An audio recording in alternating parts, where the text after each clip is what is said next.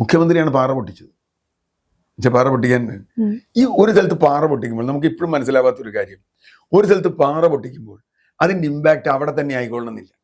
ഇത് വൈബ്രേഷൻ വേറെ എവിടെയെങ്കിലും ആവാം. ഇപ്പൊ കാലിൽ പാമ്പ് കടിച്ചാൽ തലയിലെത്തില്ല എന്ന് വിചാരിക്കുന്ന ആളുടെ മാതിരി ആവരുതല്ലോ. ചെറിയൊരു തുരങ്കമാണ് നമ്മുടെ കുതിരാനിലുള്ളത്. എത്ര കൊല്ലാണ് അതിന് പ്രശ്നം ഉണ്ടായത്? ഇപ്പോഴും അതിന്റെ പ്രശ്നം തീർന്നു എന്ന് പറയാറായിട്ടില്ല. കാരണം മുകളിൽ നല്ല ശക്തമായി മഴ പെയ്താൽ, പീച്ചി വനങ്ങളിൽ മഴ പെയ്താൽ അത് താഴേക്ക് വന്നാൽ എന്താ സംഭവിക്കുക എന്നുള്ളത് ഇപ്പോഴും ഉറപ്പില്ല. അവസാനം കൊടുത്ത പെർമിഷൻ, ആ പെർമിഷനാണ് അതിൽ ഏറ്റവും തമാശയുള്ള കാര്യം. ആ പെർമിഷൻ കൊടുക്കാൻ വേണ്ടി ആദ്യം കൊടുത്തത് എക്കോളജിക്കലി സെൻസിറ്റീവ് ആണ് ഈ പ്രദേശം എന്നത് PWDയുടെ റിപ്പോർട്ടിൽ മറച്ചു വെച്ചു. PWD കൊടുത്തില്ല. കാരണങ്ങളെങ്കിൽ വേറെ വരാം. PWD കൊടുത്തില്ല. അപ്പോൾ ടണൽ പണിതു. 1.5 കിലോമീറ്റർ ടണലുണ്ട്. നല്ല തിരക്കുള്ള റൂട്ടാണ്. ആയിരക്കണക്കിന് വണ്ടികൾ ടണലിനകത്താണ്. ആ സമയത്താണ് ഇത് വരണമെങ്കിലും. നമ്മൾ പല കഥകളും ഇങ്ങനെ കേട്ടിട്ടുണ്ട്. കൊറിയയിലൊക്കെ ടണലിനകത്ത് പെട്ടുപോയ ആളുകൾ ദിവസങ്ങളോളം നിന്ന് രക്ഷപ്പെടുത്താൻ. ഇത് ഇത്രയധികം വാഹനങ്ങളില്ലെങ്കിൽ എന്ത് പറഞ്ഞ് രക്ഷപ്പെടുത്തുന്നവരാണ്? ഈ പറഞ്ഞ കണ്ടീഷൻസ് നടപ്പാക്കിക്കൊണ്ട് നിങ്ങൾക്ക് തുരങ്കപാത പണിയാൻ പറ്റില്ല എന്ന് സാമാന്യം തലയ്ക്ക് വെളിവുള്ളവർക്ക് മുഴുവൻ അറിയാം. എന്നിട്ടും നമ്മൾ എന്തുകൊണ്ട് നടപ്പാക്കി എന്നാണ് അന്വേഷിക്കേണ്ടത്. നമ്മുടെ വിവാദം ഇപ്പോൾ ഞങ്ങളൊക്കെ വികസന വിരുദ്ധരാണ്, അല്ലെങ്കിൽ പരിസ്ഥിതി മൗലികവാദികളാണ് എന്നൊക്കെ പറയും. കേരളം ഏറ്റവും കൂടുതൽ ഞെട്ടിയതായിരുന്നു വയനാട് ദുരന്തം. ആ ദുരന്തത്തിൽ നിന്ന് ഇന്നും വയനാട്ടിലെ ജനങ്ങൾ കരകയറിയിട്ടില്ല എന്ന് തന്നെ പറയേണ്ടി വരും. ഇപ്പൊ കഴിഞ്ഞ ദിവസം മണ്ണിടിച്ചിൽ, തുരങ്കപാത നിർമ്മിക്കുന്ന സ്ഥലത്ത് നിന്ന് മണ്ണിടിച്ചിൽ. വയനാട് പോലെ ഒരു സ്ഥലത്ത്, അല്ലെങ്കിൽ വയനാട് പോലെ ഒരു ജില്ലയിൽ ഇത്തരം പദ്ധതികൾ ആവിഷ്കരിക്കുമ്പോൾ ശക്തമായ അല്ലെങ്കിൽ വ്യക്തമായ പഠനങ്ങൾ നടത്തേണ്ടിയിരുന്നു. ഒരു ദുരന്തത്തിൽ നിന്ന് കയറാത്ത വയനാട്ടിലെ ജനങ്ങളെ മറ്റൊരു ദുരന്തത്തിലേക്ക് കൊണ്ടാക്കി. ഇത് പ്രകൃതിയാൽ ഉണ്ടായ, അല്ലെങ്കിൽ പ്രകൃതി ദേഷ്യം, അല്ലെങ്കിൽ വെറും മണ്ണിടിച്ചിലായി നമുക്കതിനെ കണക്കാക്കാൻ കഴിയില്ല, പ്രകൃതി ദുരന്തമായും കണക്കാക്കാൻ കഴിയില്ല. മനുഷ്യനിർമ്മിത ദുരന്തമല്ലേ ഇത്? യഥാർത്ഥത്തിൽ പ്രകൃതിയിൽ ദുരന്തമില്ല, പ്രകൃതിക്ക് പ്രതിഭാസങ്ങളേ ഉള്ളൂ. പ്രകൃതിക്ക് ഒരു സ്വഭാവമുണ്ട്. ഇപ്പോൾ ചെരിഞ്ഞ മല, അല്ലെങ്കിൽ കടലോരം, അല്ലെങ്കിൽ ചതുപ്പ് നിലം, ഇതൊക്കെ പ്രകൃതിയുടെ പ്രത്യേക പ്രതിഭാസങ്ങളാണ്. 1. 2, അതിനെ കൂടുതൽ സങ്കീർണമാക്കുന്നത് കാലാവസ്ഥാ മാറ്റം പോലെ. ഇപ്പോൾ നൂറ്റാണ്ടുകളായി നിലനിൽക്കുന്ന ഒരു കാലാവസ്ഥയുടെ പാറ്റേണിൽ വലിയ മാറ്റം വരുന്നു. ഇപ്പോൾ വയനാടാണല്ലോ നമ്മൾ ചർച്ച ചെയ്തത്. വയനാട് കേരളത്തിൽ ഏറ്റവും കൂടുതൽ മഴ കിട്ടുന്ന പ്രദേശങ്ങളിലൊന്ന്. അത് വയനാട് എല്ലാ സ്ഥലത്തും ഒരുപോലെയല്ല. ചില സ്ഥലത്ത് 4000 മില്ലിമീറ്റർ വരെ മഴ കിട്ടും, ചില സ്ഥലത്ത് 1400 വരെ കിട്ടും. അപ്പോൾ വ്യത്യസ്തമായ മഴ കിട്ടുന്ന ഒരു പ്രദേശമാണ് വയനാടിൻ്റെ. ടോപ്പോഗ്രാഫി എന്ന് പറയുന്നത് ഇങ്ങനെ കയറി ഇറങ്ങിയുള്ള പ്രദേശങ്ങളാണ്. വലിയ മലകളും വനവും ഒരു വശത്തും ചെരിഞ്ഞ പ്രദേശങ്ങളും പരന്ന പ്രദേശങ്ങളും ഒക്കെ ഉള്ള വയനാടാണ്. അപ്പോൾ ഒരു കേരളത്തിലെ പൊതു അവസ്ഥയിൽ നിന്ന് ഉയർന്നു നിൽക്കുന്ന ഡെക്കാൻ പീഠഭൂമിയുടെ പാർട്ടായി നിൽക്കുന്ന സ്ഥലമാണ് വയനാട്. ധാരാളം മഴ കിട്ടുന്നു, വനമുണ്ട്. അതുകൊണ്ട് തന്നെ അവിടെ ഒരുപാട് കാണാൻ നല്ല ഇതുണ്ട്, നല്ല ജൈവ വൈവിധ്യമുണ്ട്, ഒക്കെ നല്ലതാണ്. പക്ഷെ അതുപോലെ തന്നെ അത് ദുരന്ത മേഖലയ്ക്ക് സാധ്യതയുള്ളതാണ്. അതായത് എക്കോളജിക്കലി സെൻസിറ്റീവ് ആണ് എന്ന് നമുക്കറിയാത്തൊരു കാര്യമല്ല. എക്കോളജിക്കലി വളരെ സെൻസിറ്റീവാണ്. ഇപ്പോൾ ഗാഡ്ഗിൽ റിപ്പോർട്ടൊക്കെ പഴയതായി. അതായത് ഗാഡ്ഗിൽ റിപ്പോർട്ട് വരുമ്പോൾ ഇവിടെ കാലാവസ്ഥാ മാറ്റം ഇത്ര രൂക്ഷമല്ല. 2017-18 ശേഷം നമ്മൾ കാണുന്നത് കാലാവസ്ഥയിൽ വലിയ മാറ്റം എന്ന് പറഞ്ഞാൽ പോരാ. ഇപ്പൊ കാലാവസ്ഥ മാറ്റം എന്ന് വാക്ക് ഉപയോഗിക്കാറില്ല, ക്ലൈമറ്റ് ക്രൈസിസ് എന്നാണ് പറയുക. Climate uncertainty, climate crisis. അപ്പോൾ വലിയ തോതിലുള്ള മഴക്കുറവ് എല്ലാം ഉണ്ടാവാം. ഇതിന് നമുക്ക് ഒരുപാട് ഉദാഹരണങ്ങളുണ്ട്. 2018 മുതൽ ഇങ്ങോട്ട് ഒരുപാട് സ്ഥലങ്ങളിൽ വലിയ മഴ അപ്രതീക്ഷിതമായി വന്ന് പെയ്യുമ്പോൾ ആ മലയുടെ ചെരുവുകൾ, വനം, അങ്ങനെയുള്ള പ്രദേശങ്ങളിൽ വലിയ തോതിൽ വെള്ളം ഭൂമിക്കടിയിലേക്ക് ഇറങ്ങുകയും അപ്പൊ ചെരിഞ്ഞ പ്രദേശങ്ങളിലേക്ക് ഇതിന്റെ ഭാരം വരികയും പ്രത്യേകിച്ച് മണ്ണും പാറയും തമ്മിലുള്ള ബന്ധം വേർപെടുകയും ചെയ്താൽ ഈ മണ്ണ് താഴേക്ക് ഒലിച്ചു പോരും. ആദ്യം മണ്ണ് ഒലിച്ചു പോന്നാൽ മണ്ണും പാറയും തമ്മിലുള്ള ബന്ധം പോവും. അപ്പോൾ വീണ്ടും പാറ ഒലിച്ചു പോരും. അതിൻ്റെ കൂടെയുള്ള മരങ്ങളും വീടും ആളുകളും എല്ലാം മൃഗങ്ങളും ഒക്കെ ഒലിച്ചു പോരും. ഇതിനാണ് നമ്മൾ ഉരുൾപൊട്ടൽ എന്ന് പറയുന്നത്. മണ്ണിടിച്ചിൽ എന്ന് പറയുന്നതും ഉരുൾപൊട്ടൽ എന്ന് പറയുന്നതും മണ്ണ് പല കാരണം കൊണ്ട് ഇടിയാം. ഉരുൾപൊട്ടുന്നത് ഈ പറഞ്ഞതുപോലെയാണ്. അപ്പോൾ വനത്തിനകത്ത്, എസ്റ്റേറ്റിനകത്ത്, മുകൾ ഭാഗത്ത് ഏതെങ്കിലും തരത്തിൽ മണ്ണ് പിളർന്ന് അതിലേക്ക് വെള്ളം കാര്യമായി ഇറങ്ങിപ്പോരാൻ ഗ്യാപ്പുണ്ടായാൽ ഉരുൾപൊട്ടലുണ്ടാവും. ഇതാണ് നമ്മൾ പുത്തുമല മുമ്പ് കണ്ടത്. അതിനുശേഷം ഇപ്പോൾ കഴിഞ്ഞ തവണ മേപ്പാടി, അതുപോലെയുള്ള ദുരന്തങ്ങൾ, ചൂരൽമല, മുണ്ടക്കൈ ഒക്കെ നമ്മൾ കണ്ടത്. നിരവധി ഇടങ്ങളിൽ വയനാടിൽ നിരന്തരമായി ഇങ്ങനെ ഉരുൾപൊട്ടലുകൾ ചെറുതും വലുതുമായിട്ട് ഉണ്ടാവാറുണ്ട്. പിന്നെ മനുഷ്യർ മരിക്കുമ്പോൾ മാത്രമാണ് നമ്മൾ അതിനെ ഒരു ഗൗരവമായിട്ട് വിഷയമായിട്ട് എടുക്കുക. ഇപ്പോ ഈ പ്രോജക്റ്റുമായി ബന്ധപ്പെട്ട് തുരങ്കപാതയുമായി ബന്ധപ്പെട്ടുള്ള നിർദ്ദേശം വരുമ്പോൾ അതിനു മുമ്പ് തന്നെ വയനാട്ടിലെ എക്കോളജിക്കലി സെൻസിറ്റീവ് ഏരിയകളെ എങ്ങനെ കാണണമെന്ന് ഗാഡ്ഗിൽ റിപ്പോർട്ടും അത് കഴിഞ്ഞ് കസ്തൂരിരംഗൻ റിപ്പോർട്ടും എല്ലാ അർത്ഥത്തിലും പഠനങ്ങളും വന്നിട്ടുണ്ട്. അതിനു മുമ്പ് റിപ്പോർട്ടുകൾ ഉണ്ടായിട്ടുണ്ട്. 2018 ശേഷം ഉള്ള പ്രളയവും ഉരുൾപൊട്ടലും കഴിഞ്ഞതിന് ശേഷം കേരള ഗവൺമെന്റിന്റെ ആഭിമുഖ്യത്തിൽ ADB-യും ലോകബാങ്കും UN ഏജൻസികളും ചേർന്ന് നടത്തിയ പഠന റിപ്പോർട്ടുണ്ട്. ഇപ്പോഴും മുഖ്യമന്ത്രിയുടെ ഓഫീസിൽ അതുണ്ടാവും. മുഖ്യമന്ത്രി ഫോർവേഡ് ചെയ്ത് നമ്മളൊക്കെ വായിച്ച റിപ്പോർട്ടാണ് പോസ്റ്റ് ഡിസാസ്റ്റർ നീഡ്സ് അനാലിസിസ്, ദുരന്തത്തിന് ശേഷമുള്ള ആവശ്യങ്ങളുടെ വിശകലനം എന്നാണ് അതിൻ്റെ നമുക്ക് വേണമെങ്കിൽ പറയാം. ആ റിപ്പോർട്ടിൽ പറയുന്ന കാര്യങ്ങൾ മാത്രം ശ്രദ്ധിച്ചിരുന്നെങ്കിൽ ഇന്ന് നമ്മൾ നടത്തുന്ന പലതരത്തിലുള്ള ഇടപെടലുകളും ഉണ്ടാകുമായിരുന്നില്ല. ആ റിപ്പോർട്ട് മുഖ്യമന്ത്രിയാണത് റിലീസ് ചെയ്ത റിപ്പോർട്ട്. ആ റിപ്പോർട്ടിൽ പറയുന്ന ഒരു പ്രധാന കാര്യം, എക്കോളജിക്കലി സെൻസിറ്റീവായ അല്ലെങ്കിൽ ദുരന്ത സാധ്യതയുള്ള സ്ഥലങ്ങളിൽ, ഇപ്പോൾ എക്കോളജി അല്ല പ്രശ്നം, ഇപ്പോൾ ദുരന്തമാണ്. അതിൽ എക്കോളജി അല്ല പറയുന്നത്, ദുരന്ത സാധ്യതകളാണ്. അപ്പോൾ പരിസ്ഥിതിയേക്കാൾ കൂടുതൽ ദുരന്തമാണ്. ആ ദുരന്ത സാധ്യതയുള്ള പ്രദേശങ്ങളിൽ ഇടപെടുമ്പോൾ എന്തൊക്കെ ശ്രദ്ധിക്കണം? ഒന്നാമത് അവിടുത്തെ ടോപ്പോഗ്രഫി എന്ന് വെച്ചാൽ ഉയർച്ചാഴ്ചകൾ. 2, മണ്ണിന്റെ സ്വഭാവം. അപ്പോൾ നമ്മൾ ജിയോളജി എന്ന് പറയും, ഭൗമശാസ്ത്രം. മണ്ണിന്റെ സ്വഭാവം, അതിന്റെ പാറകൾ, മണ്ണെന്ന് പറഞ്ഞാൽ മണ്ണ് മാത്രമല്ല, പാറ, ഭൂമി, അതിന്റെ ഉപരിതലമാണ്. 3ാമത് ഹൈഡ്രോളജി. ഹൈഡ്രോളജി എന്ന് പറഞ്ഞാൽ ഇപ്പം നമ്മൾ വെള്ളത്തിന്റെ ഒഴുക്ക് പുറത്തല്ലേ കാണുന്നത്, നമ്മൾ കാണുന്നേക്കാൾ വലിയ ഒഴുക്ക് ഭൂമിയുടെ അടിയിൽ വെള്ളത്തിനുണ്ട്. ഹൈഡ്രോളജിക്കൽ പാത്ത് ഉണ്ട്. ഇപ്പോൾ ഒരു വനത്തിൽ വലിയൊരു മഴ പെയ്തു, ആ വെള്ളം എങ്ങോട്ടോ ഒലിച്ചു പോണേ? ആ വെള്ളം ഇങ്ങനെ അരുവിയായി ഉറവയായി ഭൂമിയുടെ അടിയിൽ കൂടി ഒരുപാട് ജലപ്രവാഹങ്ങളുണ്ട്. അത് പഠിക്കണം. എന്താ കാര്യം വെച്ചാൽ നമ്മൾ മണ്ണിൽ ഇടപെടുമ്പോൾ ഈ മണ്ണൊരു പ്രത്യേക രീതിയിൽ ബാലൻസിലാണ് നിൽക്കണേ. പാറയും മണ്ണും മരങ്ങളും മറ്റ് സംഗതികളും എല്ലാം ചേർന്ന് ഒരു ബാലൻസിൽ നിൽക്കുകയാണ്. ഈ ബാലൻസിന് എവിടെയെങ്കിലും ഷിഫ്റ്റ് വന്നാൽ അത് അവിടെ മാത്രമല്ല വരിക, പല സ്ഥലങ്ങളിൽ വരാം. ഇതിന് ഷിഫ്റ്റ് വരാവുന്ന പല കാരണങ്ങളുണ്ട്. ഇപ്പോൾ ഒന്നും വേണ്ട, വളരെ ഒരു കാട്ടിൽ വലിയൊരു മരം നമ്മൾ വീണു, അതിനൊരു ഗ്യാപ്പ് ഉണ്ടായി നോക്കിയാൽ, ഒരു ചെറിയ ഗ്യാപ്പ് മതി. അവിടെയാണ് മഴ പെയ്യുന്നതെങ്കിൽ നമുക്ക് പറയാൻ പറ്റില്ല എവിടെ മഴ പെയ്യുന്നത്. കൃത്യമായി അവിടെയാണ് അതിവർഷം വരുന്നതെങ്കിൽ ഈ വെള്ളം വന്നാൽ നേരത്തെ പറഞ്ഞ ഉരുൾപൊട്ടൽ താഴേക്ക് വലിയ തോതിൽ ഉണ്ടാവാം. അത് ചിലപ്പോൾ ചെയിൻ ആക്ഷൻ ആവാം. ഒരു സ്ഥലത്ത് പൊട്ടി വേറെ സ്ഥലത്ത് പൊട്ടി. മറ്റൊന്ന്, ഒരു പാറയിൽ നമ്മൾ എന്തെങ്കിലും ആഘാതം ഏൽപ്പിച്ചാൽ പാറ കോറി ഒരു വശത്താവാം, എന്തെങ്കിലും ഖനനമാവാം. ഈ പാറയും മണ്ണും തമ്മിലുള്ള വൈബ്രേഷൻ ഉണ്ടല്ലോ, പാറയും മണ്ണും തമ്മിൽ വേർപെടും. അതിനിടയിലേക്ക് വെള്ളം ചേർന്നാലും ഇതേപോലെയുള്ള സംഭവങ്ങളുണ്ടാകും. അപ്പോൾ മണ്ണ് പോരും, പാറ പോന്നാൽ പിന്നെ അതിന് പിന്നാലെയുള്ള മണ്ണ് പോരും. ഇത് നമ്മൾ ഫിസിക്കലായി നമുക്ക് വളരെ എളുപ്പം മനസ്സിലാക്കാൻ കഴിയുന്ന ഒരു കാര്യമാണ്. മാത്രമല്ല മണ്ണിന്റെ സ്വഭാവത്തിൽ പ്രശ്നമുണ്ട്. നിരന്തരം മഴ പെയ്തു കഴിഞ്ഞാൽ മണ്ണ് ആർദ്രമാവും, പശ്ചിമ അങ്ങനെയാവും. അങ്ങനെ ആർദ്രമായി കഴിയുമ്പോൾ എന്ത് പറ്റുമെന്ന് വെച്ചാൽ അതിന് വിള്ളൽ വീഴാൻ സാധ്യതയുണ്ട്. അപ്പൊ മുകളിൽ ഉരുൾപൊട്ടി താഴെ മഴ പെയ്ത് കിടക്കുന്ന മണ്ണിലേക്ക് ഇത് വരുമ്പോൾ അവിടെയും പൊട്ടും. ഇപ്പൊ ചുരൽമലയിലും മുണ്ടക്കയിലും അങ്ങനെയുണ്ട്. ഒരു സ്ഥലത്തല്ല പൊട്ടി, ഒരു സ്ഥലത്ത് പൊട്ടി, അത് കഴിഞ്ഞ് താഴേക്ക് വരുമ്പോൾ വീണ്ടും പൊട്ടി, അങ്ങനെ ഉരുന്ന വരാം. അപ്പൊ ഇങ്ങനെ ഒരു സ്ഥലത്ത് ഏത് തരത്തിൽ ഇടപെടൽ വേണം ആകാം എന്നും എന്തൊക്കെ ശ്രദ്ധിക്കണമെന്നും കൃത്യമായി പറഞ്ഞിട്ടുണ്ട്. അതൊക്കെ അവഗണിച്ചിട്ടാണ് തുരങ്കപ്പാതയ്ക്ക് പോയത്. ഞാൻ തുരങ്കപ്പാത വേണോ വേണ്ടിയോ എന്നുള്ള തർക്കത്തിലേക്ക് അല്ല പോണത്. തീർച്ചയായും വയനാടുകാർക്ക് പ്രശ്നമുണ്ട്. ഞാനും ഒരുപാട് യാത്ര ചെയ്തിട്ടുണ്ട്. നമ്മൾ ഇടയ്ക്ക് പോകുന്ന ആളാണ്. വയനാട്ടിൽ സ്ഥിരം ജീവിക്കുന്ന ആളുകൾ സ്ഥിതി ആലോചിച്ച് പോകും.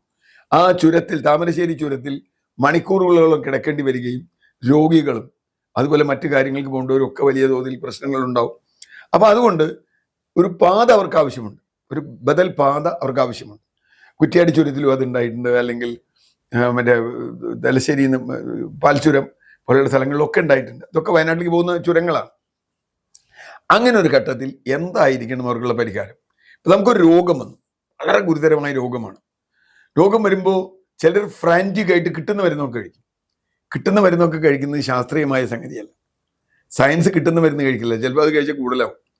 അതുകൊണ്ട് ചിലർ പറയില്ലേ, ഇപ്പൊ ആയുർവേദം എല്ലാത്തിനും നല്ല എന്ന് പറയും. പക്ഷേ ചില രോഗത്തിന് ആയുർവേദം കഴിച്ചാൽ അത് രോഗം മൂർച്ഛിക്കായി.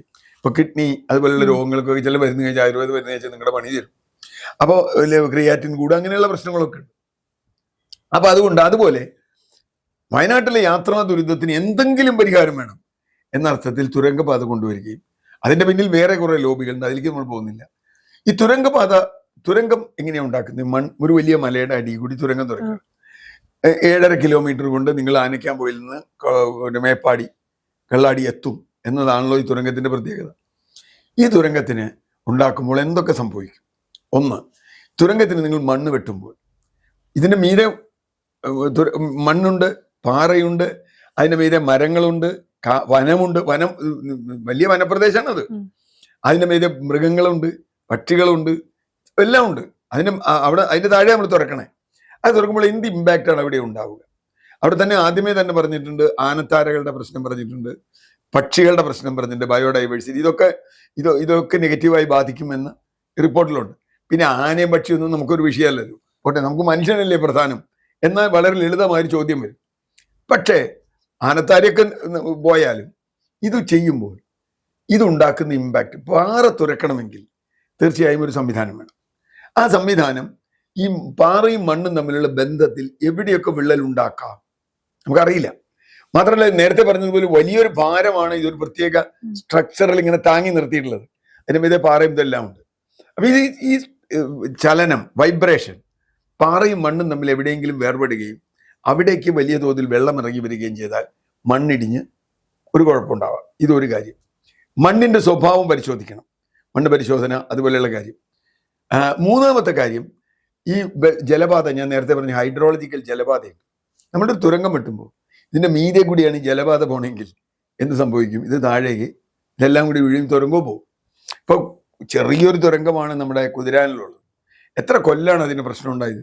ഇപ്പോഴും അതിന്റെ പ്രശ്നം തീർന്നു എന്ന് പറയാറായിട്ടില്ല. കാരണം മുകളിൽ നല്ല ശക്തമായി മഴ പെയ്താൽ, പീച്ചി വനങ്ങളിൽ മഴ പെയ്താൽ അത് താഴേക്ക് വന്നാൽ എന്താ സംഭവിക്കുക എന്നുള്ളത് ഇപ്പോഴും ഉറപ്പില്ല. ഈ നമ്മൾ കെട്ടിയിട്ടുള്ള സാധനം കൊണ്ടൊന്നും അതിനെ താങ്ങി നിർത്താൻ പറ്റില്ല. കാരണം അത്ര ഹെവി വെയിറ്റ് ആണ്. അതുകൊണ്ട് ഇത് എങ്ങനെ ചെയ്യാം എന്ന് ചോദിച്ച് ഇതിന്റെ ഈ തുരങ്കം ഉണ്ടാക്കണം എന്ന് പറഞ്ഞപ്പോൾ ഇതിനെപ്പറ്റി പല പഠനങ്ങൾ നടത്തി. പല തലങ്ങളുണ്ട്. സംസ്ഥാന പാരിസ്ഥിതിക അതോറിറ്റി ഉണ്ട്, പരിസ്ഥിതികാഘാത പഠിക്കുന്ന അതോറിറ്റി ഉണ്ട്. അതോറിറ്റി പറഞ്ഞു ഇത് നടപ്പാക്കാൻ പറ്റില്ല. 8 തവണയായിട്ട് അവർ മാറ്റിവെച്ചു. കാരണം ഇത് ഞാൻ നേരത്തെ പറഞ്ഞതുപോലെ ഇതിന് ഇങ്ങനെ തന്നെ പ്രശ്നങ്ങളുണ്ട്. ഇത് താഴേക്ക് വരാം, ഇത് പ്രശ്നം ഉണ്ടാവാം. അപ്പോൾ അത് മാറ്റിവെച്ചു. വേറെ ചില സമ്മർദ്ദം കൊണ്ട് അത് വീണ്ടും വന്നു. പിന്നെ അവസാനം കൊടുത്ത പെർമിഷൻ, ആ പെർമിഷനാണ് അതിൽ ഏറ്റവും തമാശയുള്ള കാര്യം. ആ പെർമിഷൻ കൊടുക്കാൻ വേണ്ടി ആദ്യം കൊടുത്തത് എക്കോളജിക്കലി സെൻസിറ്റീവ് ആണ് ഈ പ്രദേശം എന്നത് PWDയുടെ റിപ്പോർട്ടിൽ മറച്ചു വെച്ചു. PWD കൊടുത്തില്ല. കാരണങ്ങളിലേക്ക് വേറെ വരാം. PWD കൊടുത്തില്ല. അപ്പോൾ നോക്കുന്ന ആളെ സംബന്ധിച്ച് എക്കോളജിക്കൽ സെൻസിറ്റീവ് ഏരിയ കൂടി അല്ലാതെ പോണേ, പരിസ്ഥിതി ദുർബല പ്രദേശത്ത് കൂടി അല്ലാതെ പോണേന്നാണ് അവർ വിചാരിക്കണേ. ഒന്ന്, എന്നിട്ടും ഈ വയനാടാണ് ഇതിന്റെ പ്രദേശമാണ് എന്ന് പറഞ്ഞിട്ട് ഇതിന് താൽക്കാലികമായ ഒരു ഓൺലൈൻ മീറ്റിങ്ങിലാണ് അനുമതി കൊടുക്കണമെന്ന് ആലോചിക്കും. ഇത്രയും വലിയൊരു പ്രോജക്റ്റിന് അനുമതി കൊടുത്തു കഴിഞ്ഞപ്പോൾ വലിയ തോതിൽ അവർ പേടിയുണ്ട് അവർക്ക്. അവർ കുറെ കണ്ടീഷൻ വെച്ചു. സ്റ്റേറ്റിന്റെ ഒരു 25 കണ്ടീഷൻ, സെൻട്രൽ എൻവയോൺമെന്റൽ ministry of forest and climate change ഉണ്ട്. അപ്പൊ അവരും വേറെ കുറെ കണ്ടീഷൻ വെച്ചു, 50 കണ്ടീഷൻ ഇട്ട് വെച്ചു. ഈ കണ്ടീഷൻ വായിച്ചാൽ എനിക്ക് ഓർമ്മ വരിക, നമ്മൾ മർച്ചന്റ് ഓഫ് വെനീസ് എന്നുള്ള നാടകം എല്ലാവരും കേട്ടിട്ടുണ്ടാവുമല്ലോ. ഒരുത്തൻ്റെ ശരീരത്തിൽ നിന്ന് ഒരു റാത്തൽ മാംസം എടുക്കാൻ ഷൈലോക്ക് എന്ന് പറയുന്ന ദുഷ്ടൻ, മറ്റേ ബ്ലേഡ് കമ്പനിക്കാരൻ ശ്രമിക്കുന്നതും അത് തടയുമ്പോൾ അത് പറയുന്നൊരു വ്യവസ്ഥയുണ്ട്. മാംസം എടുക്കാൻ, പക്ഷെ ഒരു തുള്ളി രക്തം പോകാൻ പാടില്ല. ഒരു തുള്ളി രക്തം പോവില്ല എന്ന് ഉറപ്പുകൊണ്ട് ഒരാളുടെ ശരീരത്തിൽ നിന്ന് മാംസം എടുക്കുന്ന പോലെയാണ് യഥാർത്ഥത്തിൽ ഇവിടെ ചെയ്തത്. ഒരു ഉദാഹരണം പറയാം. ഈ പാറ തുറക്കണമെങ്കിൽ വേണമല്ലോ, വൈബ്രേഷൻ ഉണ്ടാവാൻ പാടില്ല.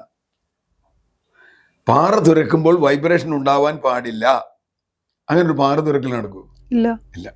അപ്പോ ഒരു കണ്ടീഷൻ എഴുതിയേക്കാണ്. അതിനർത്ഥം പാറ തുറക്കാൻ പാടില്ല എന്ന് തന്നെയാണ്. പാറ തുറക്കുമ്പോൾ വൈബ്രേഷൻ ഉണ്ടാവാൻ പാടില്ല എന്ന് എഴുതി വെച്ചാൽ പാറ തുറക്കാൻ പാടില്ല എന്നർത്ഥം. പക്ഷെ അപ്പൊ രണ്ടുപേരും രക്ഷപ്പെട്ടു. എഴുതി കൊടുത്തു, ഞാൻ പറഞ്ഞിട്ട് വൈബ്രേഷൻ ആവാൻ പാടില്ല എന്ന്. മറ്റോ പറഞ്ഞു ഞാൻ. അപ്പൊ എന്ത് പറ്റും? അതുപോലെ നേരത്തെ പറഞ്ഞ പോലെ ഹൈഡ്രോളജിക്കൽ സ്റ്റഡി നടത്തണം. ഓരോ സ്റ്റെപ്പിലും ഇത് പരിശോധിക്കണം. മണ്ണിന്റെ സ്വഭാവം പരിശോധിക്കണം. സോയിൽ പൈപ്പിംഗ് എന്ന് പറയുന്ന വളരെ അത്ഭുതകരമായ ഒരു പ്രതിഭാസം ഉണ്ടാവും സ്ഥലമാണ്. സോയിൽ പൈപ്പിംഗ് എന്ന് പറഞ്ഞു കഴിഞ്ഞാൽ ഈ വെള്ളം താഴെ നിന്ന് മുകളിലേക്ക് വരും. അപ്പൊ ഇങ്ങനെ ഇരിക്കും, ഇത് കുറച്ച് ഇങ്ങനെ ഇരിക്കും, ഭൂമി ഇരിക്കും. കൽപ്പറ്റയിലെ ഒരു വീട് ഇതുപോലെ ഇരുന്ന് പോയ കുറെ കൊല്ലങ്ങൾക്ക് മുമ്പാണ്, ഒരു 2017 18 പിന്നെ ഇരുന്ന് പോയ ഒരു അനുഭവം ഉണ്ടായിരുന്നു. പല സ്ഥലത്തും ഇപ്പൊ കിണർ കാണാതാവുന്നു, കിണർ മുങ്ങിപ്പോകുന്നു, കാണാതാവുന്നു. വീട് 5 അടി താഴേക്ക് പോകുന്നു. ഒരു ചതുപ്പ് പ്രദേശത്തൊന്നുമല്ല, നല്ല മലം പ്രദേശത്ത് വീട് 5 അടി താഴേക്ക് പോകുന്നു. ഇത് സോയിൽ പൈപ്പിംഗ് എന്ന് പറയുന്ന പ്രതിഭാസമുള്ളതാണ്. അപ്പോൾ സോയിൽ പൈപ്പിംഗ് അവിടെ ഉണ്ടോ എന്ന് ഇടയ്ക്കിടയ്ക്ക് പരിശോധിക്കണം. ഏതെങ്കിലും സാധ്യതയുണ്ടോ? ഇതിൽ നമ്മുടെ 2 ചോദ്യങ്ങളാണ്. ഒന്ന്, ഇത് പണിയുന്ന സമയത്ത് സംഭവിച്ചാൽ ഇപ്പോഴത്തെ പോലെ കുറച്ച് ആളുകൾക്ക് ഉണ്ടാവും. ഇപ്പോൾ അധികം ആളുകൾക്കൊന്നും ഒരാൾക്ക് പറ്റിയാലും മോശമെന്നല്ല എന്നല്ല ഞാൻ പറയണേ. പക്ഷേ വലിയൊരു ദുരന്തത്തിലേക്ക് പോയി. നിങ്ങളൊരു കാര്യം ആലോചിക്കുക. ഇത് ടണൽ പണിതു, 1.5 കിലോമീറ്റർ ടണലുണ്ട്, നല്ല തിരക്കുള്ള റൂട്ടാണ്, 1000കണക്കിന് വണ്ടികൾ ടണലിനകത്താണ്. ആ സമയത്താണ് ഇത് വരണമെങ്കിലും. നമ്മൾ പല കഥകളും അങ്ങനെ കേട്ടിട്ടുണ്ട്. കൊറിയയിലൊക്കെ ടണലിനകത്ത് പെട്ടുപോയ ആളുകൾ ദിവസങ്ങളോളം നിന്ന് രക്ഷപ്പെടുത്താൻ. ഇത് ഇത്രയധികം വാഹനങ്ങളില്ലെങ്കിൽ എന്ത് പറഞ്ഞ് രക്ഷപ്പെടുത്തുന്നവരാണ്? ആര് രക്ഷപ്പെടുത്തുന്നവരാണ്? എന്തായിരിക്കും അതിനകത്ത് ഉണ്ടാവുന്ന സംഭവം? കുട്ടികളും സ്ത്രീകളും പ്രായമായവരും എല്ലാവരും അതിനകത്ത് പെട്ടുപോയില്ലേ? എല്ലപ്പോഴും നോക്കി. അപ്പോൾ ഞാൻ വളരെ തമാശയായിട്ടാണ് ഞാൻ പ്രാർത്ഥിച്ചിരുന്നത്, തകരാറുണ്ടാവണേ നിർമ്മാണ സമയത്ത് ഉണ്ടാവണേന്ന്. വേറൊന്നുമല്ല. അപ്പൊ നിർമ്മാണത്തിന് ഉത്തരവാദപ്പെട്ടവരല്ലേ ഉണ്ടാവുള്ളൂ. സാധാരണ മനുഷ്യർ ഒന്നും അറിയാത്ത വേഗം വയനാട്ടിൽ പോകണമെന്ന് വിചാരിച്ചു പോകുന്നു സാധാരണ മനുഷ്യർ, രോഗികൾ, വൃദ്ധർ, കുട്ടികളൊക്കെ അതിനകത്ത് വിട്ടുപോകല്ലോ. അവർ പെട്ടെന്ന് അവർക്ക് പ്രശ്നമല്ലേ. അപ്പൊ അതുകൊണ്ട് ഈ പറഞ്ഞ കണ്ടീഷൻസ് നടപ്പാക്കിക്കൊണ്ട് നിങ്ങൾക്ക് തുരങ്കപാത പണിയാൻ പറ്റില്ല എന്ന് സാമാന്യം തലയ്ക്ക് വെളിവുള്ളവർക്ക് മുഴുവൻ അറിയാം. എന്നിട്ടും നമ്മൾ എന്തുകൊണ്ട് നടപ്പാക്കി എന്നാണ് അന്വേഷിക്കേണ്ടത്. നമ്മുടെ വിവാദം ഇപ്പോൾ ഞങ്ങളൊക്കെ വികസന വിരുദ്ധരാണ്, അല്ലെങ്കിൽ പരിസ്ഥിതി മൗലികവാദികളാണ് എന്നൊക്കെ പറയും. പക്ഷേ അത് യഥാർത്ഥത്തിൽ ഈ ഭൂമിയിൽ നമ്മൾ ജീവിക്കണമെങ്കിൽ ഈ ഭൂമിയെ അറിഞ്ഞു തന്നെ ജീവിക്കണം. പരിസ്ഥിതി, ക്ലൈമറ്റ് ചേഞ്ച് എന്നുള്ളത് ഇന്നൊരു യാഥാർത്ഥ്യമാണ് എന്ന് അംഗീകരിക്കാതെ ഇനി ഒരു ഇഞ്ച് മുമ്പോട്ട് പോകാൻ പറ്റില്ല. നമുക്കതിലൊന്നും ചെയ്യാനില്ല. ക്ലൈമറ്റ് മാറ്റാനൊന്നും നമ്മളെ കൊണ്ടാവില്ല. അപ്പോൾ ക്ലൈമറ്റ് വരുന്നില്ല. ഇപ്പോൾ മലമ്പ്രദേശം അല്ലാതെ വെട്ടി നിരത്തി പ്ലെയിനാക്കാൻ പറ്റില്ലല്ലോ. കാടൊക്കെ വെട്ടി നമുക്ക് റിയൽ എസ്റ്റേറ്റ് നടത്താൻ പറ്റില്ലല്ലോ. ഈ വയനാട്ടിൽ തന്നെ എത്രയധികം ബിൽഡിങ്ങുകൾ നിയമവിരുദ്ധമായി ഉണ്ടാക്കിയിട്ടുണ്ട്, റിസോർട്ടുകൾ നിയമവിരുദ്ധമായി ഉണ്ടാക്കിയിട്ടുണ്ട്. പ്രത്യേകിച്ച് ഈ മേപ്പാടി. എന്തുകൊണ്ടാണ് പലരും പറഞ്ഞൊരു കാര്യമുണ്ട്, എന്തുകൊണ്ടാണ് തുരങ്കം അവിടേക്ക് തന്നെ വേണമെന്ന് പറഞ്ഞ് അവിടെയാണ് റിസോർട്ട് മാഫിയ വർക്ക് ചെയ്യണത്. അപ്പം അതിനി ഉണ്ടാക്കാൻ വേണ്ടി ഇമ്പാക്റ്റ് എന്താണെന്നറിയില്ല. ഇനി ഇപ്പം ഉണ്ടായ സംഭവം ഇത് യഥാർത്ഥത്തിൽ തുരങ്കത്തിന്റെ പണി തുടങ്ങണമുള്ളൂ നമ്മൾ. ഇത് തുരങ്കത്തിന്റെ പണി കൊണ്ടല്ല, ഇത് അവിടെ മണ്ണ് കെട്ടിക്കിടന്നുകൊണ്ടാണ് എന്നൊരു വാദമുണ്ട്. മണ്ണ് കെട്ടിക്കിടന്നത് അതിന് ഗുരുതരമാക്കി എന്നുള്ളത് ശരിയാണ്. പക്ഷേ മുഖ്യമന്ത്രിയാണ് പാറ പൊട്ടിച്ചത്. പാറ പൊട്ടിക്കാൻ ഈ ഒരു സ്ഥലത്ത് പാറ പൊട്ടിക്കുമ്പോൾ നമുക്ക് ഇപ്പോഴും മനസ്സിലാവാത്തൊരു കാര്യം, ഒരു സ്ഥലത്ത് പാറ പൊട്ടിക്കുമ്പോൾ അതിൻ്റെ ഇമ്പാക്റ്റ് അവിടെ തന്നെ ആയിക്കൊള്ളണമെന്നില്ല. ഇതിന് വൈബ്രേഷൻ വേറെ എവിടെയെങ്കിലും ആവാം. ഇപ്പൊ കാലിൽ പാമ്പ് കടിച്ചാൽ തലയിലെത്തില്ല എന്ന് വിചാരിക്കുന്ന ആളുടെ മാതിരി ആവരുതല്ലോ. കാലിൽ പാമ്പ് കടിച്ചാൽ തലച്ചോറിൽ വിഷയത്തെന്നറിയാൻ. അതുപോലെ ഇതിൻ്റെ ഒരു ഇന്റർ കണക്റ്റഡ് ആയിട്ടുള്ള ഒരു സിസ്റ്റമാണ്. അത് മനസ്സിലാക്കാതെ പ്രകൃതിയിൽ ഇടപെട്ടാൽ അത് വലിയ ദുരന്തത്തിലേക്ക് എത്തുമെന്ന് തന്നെയാണ് ആളുകൾ പറഞ്ഞിട്ടുള്ളത്. ഇപ്പൊ തുരങ്കപാത വേണോ വേണ്ടോ എന്നുള്ള തർക്കമൊക്കെ അവിടെ നിൽക്കട്ടെ. തൽക്കാലം ഇപ്പം നമുക്ക് കുറച്ച് ജീവൻ നഷ്ടപ്പെട്ടു, പാവം മനുഷ്യർ. അത് എഞ്ചിനീയർമാരും ഇവിടുന്നൊക്കെ ഉള്ള ആളുകളാന്ന് പറയുന്നത്, പുറത്തുനിന്നുള്ള ആളുകൾ. പക്ഷേ എങ്ങനെയാണ് ഈ പദ്ധതി നടപ്പാക്കുന്നതിൽ വ്യവസ്ഥകൾ പാലിക്കാൻ ആർക്കാണ് ഉത്തരവാദിത്വം എന്ന അടിസ്ഥാനപരമായ ചോദ്യമുണ്ട്. കാരണം കിഫ്ബിയാണ് ഇതിൻ്റെ പ്രോജക്റ്റ് എക്സിക്യൂഷൻ. അവരത് കൊങ്കൺ റെയിൽവേ കമ്പനിക്ക് കൊടുത്തു. കൊങ്കൺ റെയിൽവേ കമ്പനി ദിലീപ് ബിൽഡ്കോൺ എന്നിട്ട് പറയുന്ന മൂന്നാമതൊരു കോൺട്രാക്ടർ കൊടുത്തു. ഇപ്പോൾ ഈ വ്യവസ്ഥ വരുന്ന ആരോടാ പറയുക? കിഫ്ബിയോടല്ലേ പറയുക? കിഫ്ബി അല്ലേ നോക്കണ്ടേ? കിഫ്ബി അത് കൊങ്കൺ റെയിൽവേയോട് പറയണ്ടേ? ഇനി ഡിസാസ്റ്റർ മാനേജ്മെന്റ് എന്ന് പറയുന്ന വളരെ പ്രധാനപ്പെട്ട ഒരു വിഭാഗപ്പെട്ടു. ആ ഡിസാസ്റ്റർ മാനേജ്മെന്റുമായിട്ട് എപ്പോഴെങ്കിലും അവരുടെ അഭിപ്രായം ഇവരാരെങ്കിലും കേട്ടില്ല. ഒരു അഭിപ്രായം മറികടന്നിട്ടാണ് ഇതിന് പെർമിഷൻ കൊടുത്തത്. ഇപ്പൊ പറയുന്ന കേന്ദ്ര സർക്കാരിന്റെ പെർമിഷൻ ഉണ്ട്. ഞാൻ അതാണ് നേരത്തെ പറഞ്ഞത്. എല്ലാവരുടെ പെർമിഷനും ഉണ്ട്. പക്ഷേ ഒരു റാത്തൽ മാംസം രക്തം പോവാതെ എടുക്കണം എന്ന് പറയുന്ന പോലൊരു പെർമിഷനാണ്. ഷൈലോക്കിന് കൊടുത്ത പെർമിഷനാണ്, എന്നുവെച്ചാൽ നടക്കാത്ത പെർമിഷനാണ്. അപ്പൊ അതുകൊണ്ട് ആ പെർമിഷന്റെ കണ്ടീഷനൊക്കെ മാറ്റിവെച്ച് അനുമതി കിട്ടിയിട്ടുണ്ട്. അനുമതിയുണ്ട്. എന്താ അനുമതി? അനുമതിയുടെ എല്ലാ വ്യവസ്ഥകളും മാറ്റിവെച്ച് ഇത് നിർമ്മാണം നടത്തുന്നത് വലിയ ദുരന്തമുണ്ടാക്കും എന്ന് തന്നെയാണ് ഇപ്പൊ നമ്മൾ കാണുന്നത്. ഇപ്പൊ ഒരു ചെറുതാണെങ്കിലും വലുതാണെങ്കിലും മനുഷ്യ ജീവനാണ്. പക്ഷെ ഇതിൽ അവസാനിച്ച് ഇതിൽ നിന്ന് എന്തെങ്കിലും പാഠം പഠിച്ചാൽ ഇതവിടെ മാത്രമല്ല, നാളെ മൂന്നാറിൽ സംഭവിക്കാം, വേറെ എവിടെയൊക്കെ വേണമെങ്കിൽ സംഭവിക്കാം. അങ്ങനെ സംഭവിക്കുന്നതിന് തടയുന്നതിന് ഇപ്പം നമുക്കിതൊരു വഴിയായെങ്കിൽ നന്നായി.